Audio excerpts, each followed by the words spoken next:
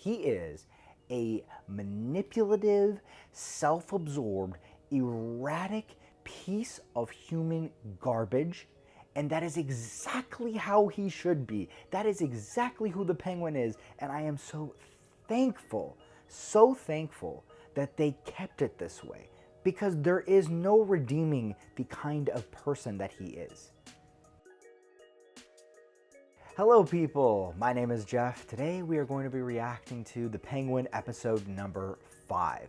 So, of course, with that being said, there will be spoilers to this video, so please go ahead, go watch The Penguin episodes 1 to 5, come back here, save this video for later, and of course, if you like, you can reach up in the top right-hand side of your screen, I remember which side this time, and you can watch my other reactions as well, so you'll know all my thoughts before you go into this video and get to see all the other amazing content on this channel. And if you like this video, well, it makes sense to go ahead and drop a like. And if you really like this, or maybe disagree, or have your thoughts, or just want to get in on a conversation, please drop your comments below. And of course, make sure to share this video around with your friends so they get in on the conversation. And if you really like it and you want to see more, you want to get more The Penguin reaction content, well, make sure to subscribe and hit that bell so you don't miss another reaction. Now, without further ado, let's get into it. The Penguin episode number 5. So after finally getting out from under the Falcons, the Penguin rounds up his most loyal followers to start his new run on the city of Gotham on his own, trying to sort of usurp both the crime families of the Falcons, what's left of them, and the Maronis. Obviously, I think it was interesting how we got off to such a red-hot start to that all. It was such a quick pace. The way they just quickly rounded up the Maroni's son, then immediately goes to Blackgate and in his face basically just completely toying with Salvatore and Nadia Maroni.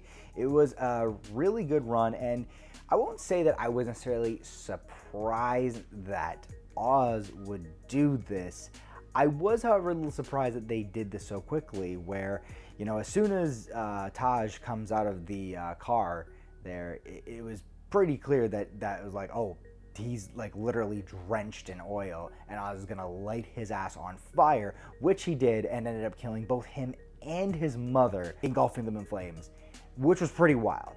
It was a good scene, honestly. The shot of Oz kind of like reveling in his work, and like he full on commits to killing all of the Maronis in one big swoop, like all the main players, the son, the wife Nadia, and of course Sal himself. Doesn't end up killing Sal, but he's basically ruined him, and he's basically ruined the entire Maroni family, leaving them so vulnerable. Even though he's on the run from them, he's still taken a huge, massive chunk from them. What I did like in this episode, and also throughout the whole series, is that they have stayed pretty consistent that, everybody has good parts. Oz has good parts of him, but he is still very much a piece of shit. He is a manipulative, self-absorbed, erratic piece of human garbage, and that is exactly how he should be. That is exactly who the Penguin is, and I am so thankful that they kept it this way, because there is no redeeming the kind of person that he is. It doesn't matter that his mom is the way she is to him. It doesn't matter his upbringing, though it was obviously rough and toxic and brutal. He is who he is, and we don't have to like him, and that's perfect. I did also like that, despite the fact, he, like I said, he came in red hot off the start of this episode, pretty much gunning down all the Maronis, just destroying them, massacring them, being 5 steps ahead of them. And even though he still failed to end up, killing Salvatore, at the end of the day, the Maronis are basically ruined because of him. But they still threw a little wrench in it. They still didn't let him have all the drops that he needed. They didn't have everything that he wanted right there. He still has to work for it. He still has to figure things out. He still has to be careful, and he hasn't gotten it all yet, but he's still so resourceful, and you saw that there at the end. You saw it all the way through this episode, that despite the world throwing stuff at him and him not being quite there where he wants to be yet, he still has a long way to go, and I kind of love that. But what really stole the show for me, as I think it has the entire time, to be honest with you, is Sofia. Sofia is the best part of this show. Everything that Sofia has done so far has made perfect sense. And she's interesting. She's original, right? Like Oz, people have talked about it, but despite obviously, Colin Farrell's take on everything, right, and what he's being asked to do as an actor, this is really not really about Colin Farrell, but so much as the clear way that they wanted to take this character and the way they want to do this show, is that he is very much a typical kind of crime villain, this typical crime lord. It's just like, it's pretty much, if you've ever watched a show about gangsters, he's got a little bit of traits of pretty much all of them. That's pretty much what he is. He's an amalgamation of a bunch of different gangster shows. I know people like to point to Sopranos, and it's definitely true, but there's others too that they've used to kind of create his motivations. Whereas Sofia is very, newer and different. Especially with her psychosis, the way her family betrayed her, and just in general how her character is developing. I think Oz is developing too, but Sofia's is developing differently, and I would say in more fun and interesting ways. You don't really know what to expect from her and how she's going to play out in this whole story. And I think killing her family was perfect. Killing basically all of them at the end of the day was the perfect thing for her to do, because there's no way that she could trust any of them. Obviously, they betrayed her before. They ruined her life. And so from both a, just selfish motivation, but also a, self-preservation perspective, it makes perfect sense to do what she did and get rid of all of them. It's also clear to see that it's sort of created, I think, a greater ambition from her, similar to what the Penguin has, where the Penguin also wants everything. I think Sofia wanted to take over the business originally when she was younger, as we saw in the flashbacks, because she wanted to live up to a certain legacy with her family. She saw all this stuff growing up, and that's what she wanted.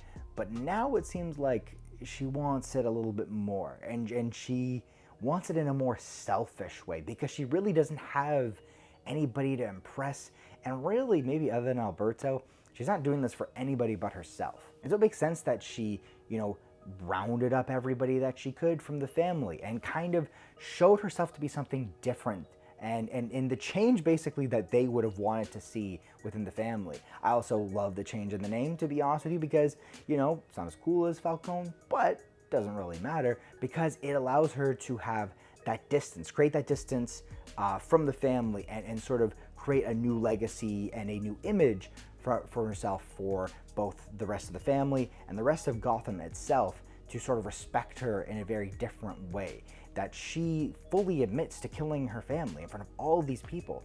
And then if it wasn't enough, oh, okay, well then I'm just gonna finish them off right here by killing Johnny Vitti because he wasn't respecting me, he didn't obey me. And that's exactly what you want. You want her to kind of show everybody. You don't want people to just think it and have that in their head, that, oh, maybe she did this, that she did this terrible thing to her family, or she's just faking it. No, she's showing you that she's not gonna mess around, because she knows, being a woman basically, that she needs to earn that respect just that much more. All in all, this episode feels like the start and end of a new act.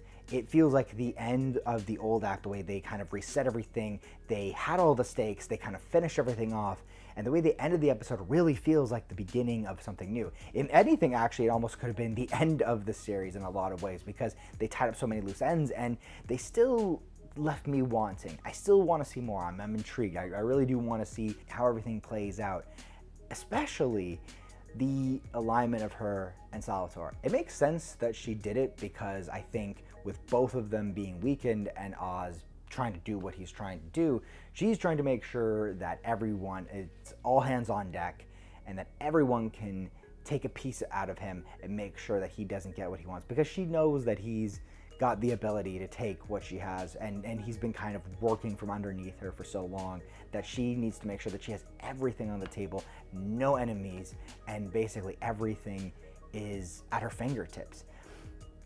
In reality, though, the question really is does Sal actually buy it? Does Sal actually want to be working with her? And does she want to be working with Sal? In my opinion, I don't really think so. I think she's just using him just the same way she's going to be using everybody else in her life at this point. But that is all my thoughts. Thank you so much for watching this reaction. If you liked it, please make sure to drop a like, comment below your thoughts, share this video around with your friends, and of course, make sure to subscribe for more content just like this. And I'll see you all in the next one.